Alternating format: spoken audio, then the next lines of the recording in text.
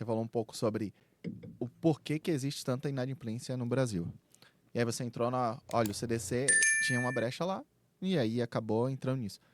E aí você falou sobre diversos fatores. A educação financeira, que é algo que eu sempre bato aqui. Cara, a gente precisa ter educação financeira. Vem acontecendo mudanças, acho que teve a nova lei no MEC que incluiu a educação financeira Legal. recentemente, e aí agora é obrigatório ter na grade. Está se adequando ainda, acho que tem até o ano que vem para se adequar a todas as escolas. Bacana. Inclusive, meu filho agora falou para mim, pai, lá vai ter educação financeira. Então, assim, você falou também sobre a questão das fintechs, e aí entra um grande detalhe, né? A gente tinha um grande monopólio dos grandes bancos, Uhum. e ali a população não era bancarizada. E o crédito, ainda assim, no Brasil, ele não é penetrante. Ele corresponde a apenas 52% do PIB. Uhum. Ele não é igual, por exemplo, você vai Europa, Estados Unidos, que é 100% do PIB, você tem crédito. Então, ainda há margem para o crédito crescer. Só que precisa de educação financeira, precisa ter diminuir spread, precisa ter compartilhamento de informações. Por exemplo, no caso desse, você não conseguir negativar ele e essa insegurança jurídica atrai o inadimplente. Mais o inadimplente picareta, não o cara. Sim, Porque a maior sim. parte não é picareta, né? A gente Uhum. vamos colocar assim que a maior parte do cliente inadimplente, ele deve, não porque ele quer, e sim porque aconteceu algum descasamento ou porque não teve educação financeira e acabou se atolando. Então, existe também isso, né? Uhum. E aí você fala, pô, Pedro, cara, existe 100 bilhões hoje que estão ocultados ali que a gente não sabe. Isso que são de empresas que cedem crédito e que não estão no mercado, e que não são do mercado financeiro. Então a gente tem muito crédito no mercado que não é contabilizado também, né? Com certeza. Não, tem muito crédito e essa questão do crescimento das fintechs, ô Pedro, é algo que eu considero que foi excelente. Só o que a gente precisa é saber se adaptar com essa situação, é Sim. saber controlar essa situação. Mas ela veio para desmonopolizar, como tu bem colocou, os grandes bancos, tá? E aí, de certa forma, até os grandes bancos também já deram uma recuada. Por quê? Porque eles sabem que não vai perder o espaço totalmente, mas hoje tem alguém concorrendo ali com eles, né? Então eu vejo sim como extremamente positivo, eu acho que veio para somar, veio para nossa evolução, só tem que cuidar realmente da forma como esse crédito ele é cedido. Eu concordo que grande parte sim são pessoas que por algum motivo não tinham educação financeira e se atrapalharam, mas uma parte delas a gente tem que considerar, por exemplo, desses 108 bilhões que são pessoas sabendo da finalidade que tu vai ocultar uma dívida com o propósito de que alguém não veja. Isso Sim. para mim, o que acontece, né? Tem um ditado que diz que se tem razão para não falar, é o mesmo motivo para não fazer. Sim. Né? Então, se tem uma razão para esconder, é porque sabe que algo de errado tem ali. Mas concordo sim que a maior parte de pessoas físicas, tá? Eu tô falando de pessoas físicas. Pessoas jurídicas eu tenho minhas dúvidas, tá?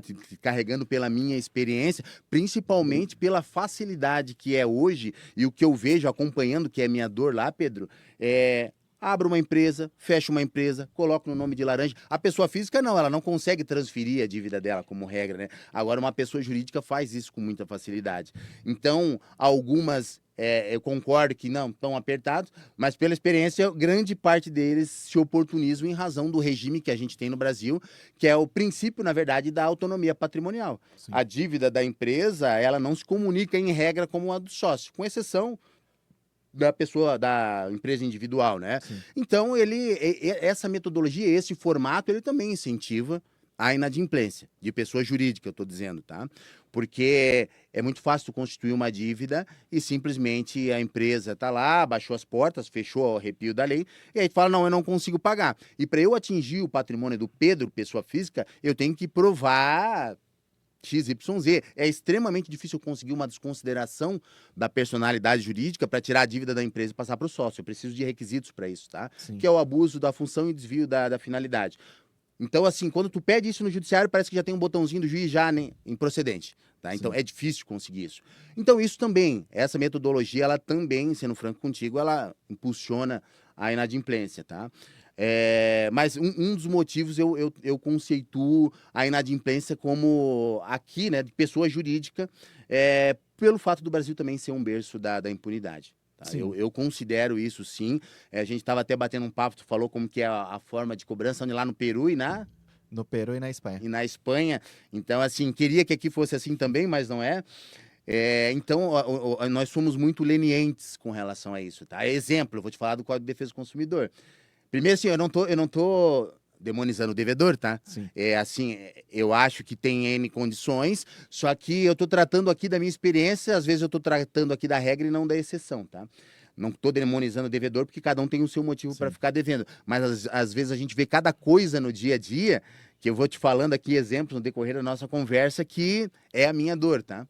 Então, eu também não demonizo o Código de Defesa do Consumidor. Não quer ter problema com o Código de Defesa do Consumidor, é simples, é só seguir ele. Sim. É só se não faz cobrança abusiva e tal. Só que também ali dentro, Pedro, tem situações que não são tratadas. A lei surgiu, se eu não me engano, em 98 e algumas coisas não têm sentido. Vou te dar um exemplo, tá? Por que que o Brasil ele pode ser o berço da impunidade? Lá no artigo 42, parágrafo ou inciso alguma coisa, se não me engano, do CDC, ele fala o seguinte, que eu não posso cobrar o devedor nem no horário do lazer, nem no horário do descanso e nem no horário do trabalho. Qual é o horário que eu vou cobrar ele, Pedro? Tu tá entendendo? Então, isso a gente chama dentro do direito de antinomia jurídica, quando situações conflitam ali, né? Sim. Se eu não posso cobrar ele no horário do lazer, do descanso e do sossego, qual é o horário que eu cobro ele?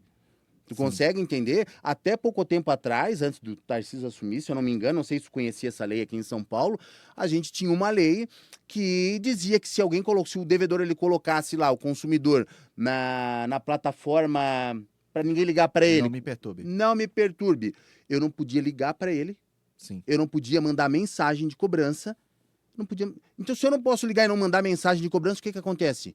Eu vou ter que me limitar a mandar uma carta ou esperar ele pagar quando ele bem aprover.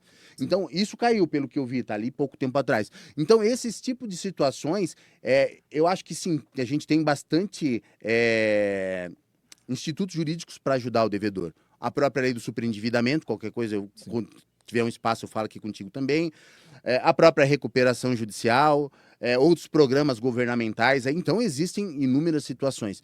Só que eu só não vejo na mesma proporção para o credor. Sim. O credor, ele fomenta o país, o credor, ele é gerador de empregos. Eu não vejo esse benefício na mesma proporção, tá? Então, por isso que eu te digo que algumas questões que não são avaliadas, elas acabam trazendo um pouco do cenário que a gente vive aqui, tá?